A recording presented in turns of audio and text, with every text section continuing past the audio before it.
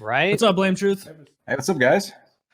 Brother, Not I too don't much. know if we have talked. This is the first time that I've gotten to talk to you face to face, like semi-personally.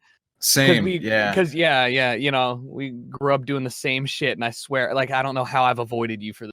So it's good to meet you. For the past 10 years. Yeah. Literally, like, it makes no sense. You and like, oh shit, what was the camping guy? That guy who, there's That another guy who person. camps. That guy who camps, yeah. Like, What the fuck happened to that guy? He Is just he came right? back. He just came back. No Like way. literally like a week ago. Yeah. On YouTube or Twitter? this is Yep. incredible. It's like a resurgence of all the, wait, and somebody DM'd me on Instagram who, Joe Handsome. I'm Who's not like familiar a with him. montage editor, I think he was. Hmm. Yeah, wild stuff, man. That Anyways. guy who camps took like No, what, Jimmy. 8 years off of YouTube, and he had 330,000 subs 8 years Yeah. ago. He could have been He was the big boy. enormous. Yeah. Yeah. Damn. Are we gonna watch part 2? Should we save part 2? I don't know why I said we. It's not my show. I was You're on gonna it. say. I was gonna. No, I'll watch it. We Save saw it- your save it to the clip end. already, Blametruth. Very nice. Very Thank you. Yes. very kind. Do you guys have the? Oh, he just linked it. Yes. I hope that this is the one. I guess Shoe Nice is going to be really mean to us. Oh god. I hope everybody's It has to be in here. shitting on. No, they said somebody worse than Shoe Nice or Oh, maybe it was Junkyard. Oh, it could have been maybe. a Junkyard reference. yeah, Junkyard. Yeah, he said it was oh, Junkyard. Yeah, it was yeah. Junkyard. Yeah, that is funny that Junkyard said it, and he just called Kyle a piece of shit. Oh, I don't blame him a bit. I thought he was easy on me. You really fucked with that guy a lot, and at the time, it was very funny.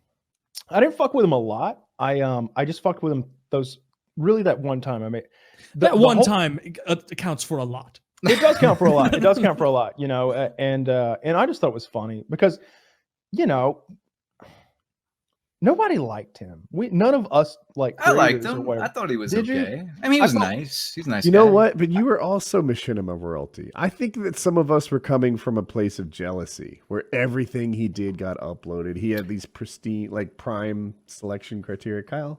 It wasn't jealousy. It I was was just jealous. this is wrong. Like what's happening is wrong. And I wasn't necessarily being wronged by him. I didn't feel like, I mean, a little bit like Me his stuff was neither. going up when mine could have gone up for sure. All of us. And it was just like, this is a guy who is being shown a ton of favoritism and he doesn't deserve a scrap of it. You know, this is a guy who probably made good machinimas but now he's trying to play our sport because it's the more popular one, you know, and he's no good at our sport.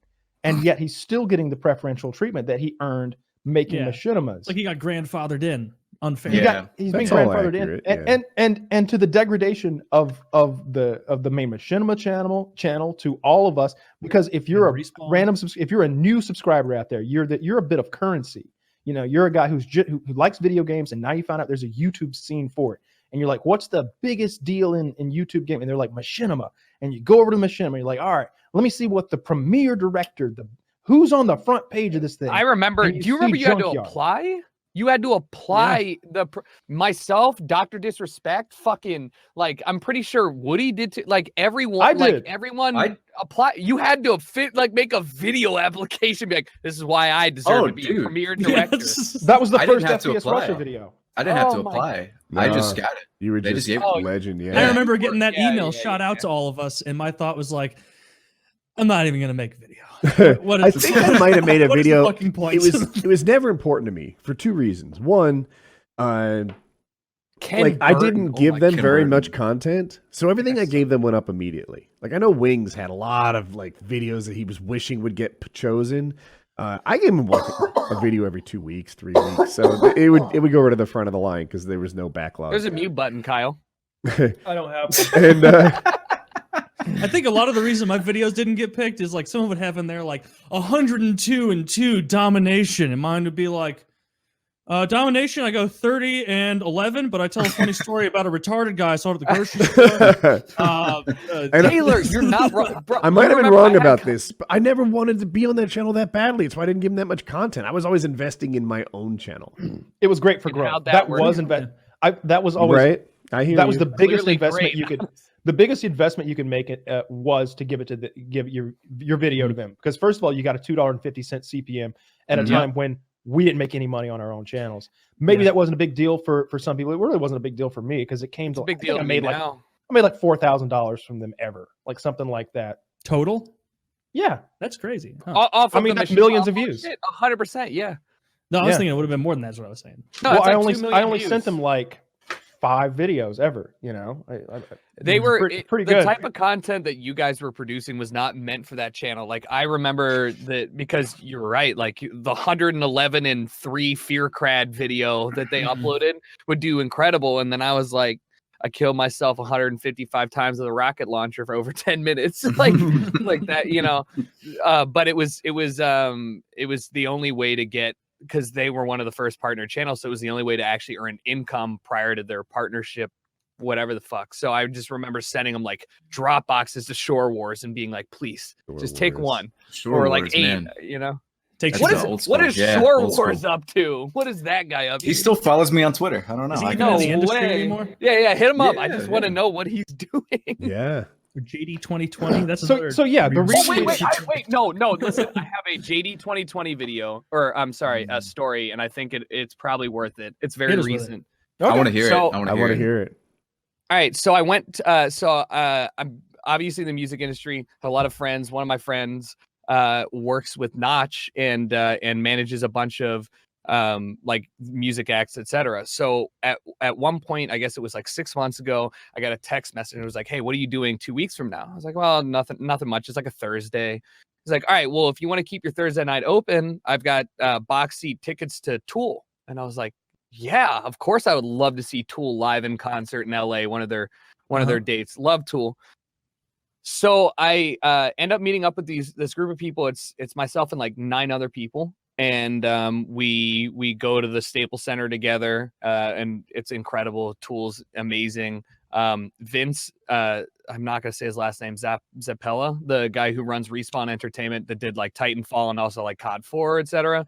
And then like Notch, Minecraft, and then a bunch of other people. And there's this one dude who I kept looking at, and I was like, I swear to, like when I got introduced to him, and I was like, hey, nice to meet you. And in the back of my head, I was like, man, I know this guy. I swear, like I really do know this guy. And we had that awkward like encounter where you both think you know the person, but you've never met before. So you spend the entire night together, dinner, like the whole concert, everything. Super nice guy. And we're leaving, and I'm getting in my Uber, and I'm like, we're all very drunk, and I'm just like, all right, guys, well, it's good to see you. Goodbye, Vince. And I forgot your name. He's like, oh, I'm Robert. I was like, Robert, what? And he goes, Robert Bowling. And I'm like, that's the fucking stealth clown. The entire night with the stealth clown. Yeah, like super nice guy. And we've hung out a couple times since, but like he doesn't look the same way he used to. He's not as stealthy of a clown. Speaking of old timey people, are you saying he's twice the man he used to be? Is that what you're getting at? I think he is filled into his position of whatever he does, and he is no longer a Modern Warfare 2 like community no life manager? guy. Yeah. Can he fit in a rowboat? Sure. Can he fit in a rowboat? That's the question. Could we go paddle boating together? Robert Bowling could beat the shit out of me in real life if we got into a ring. It's the only way I could explain it. Dude, another mystery. Remember the mystery of Kimmy J? Kimmy J. God. He came on the show a few times. I don't know that. What is that? He's a Kimmy J. guy from Brooklyn. Break all the news. Yeah, he was like a Vietnamese. He was a Vietnamese. He was just a guy doing an accent. Yeah, like, Kimmy J. break all the news. Oh, I remember that guy. Yeah. I remember now. Yeah. He popped up. It was like right around when Kyle started trailblazing for everybody. Number one commentary Vietnam. They were going to play Stew again on. Yeah, that was funny shit. Yeah, he was probably didn't age very well into the PC era. No.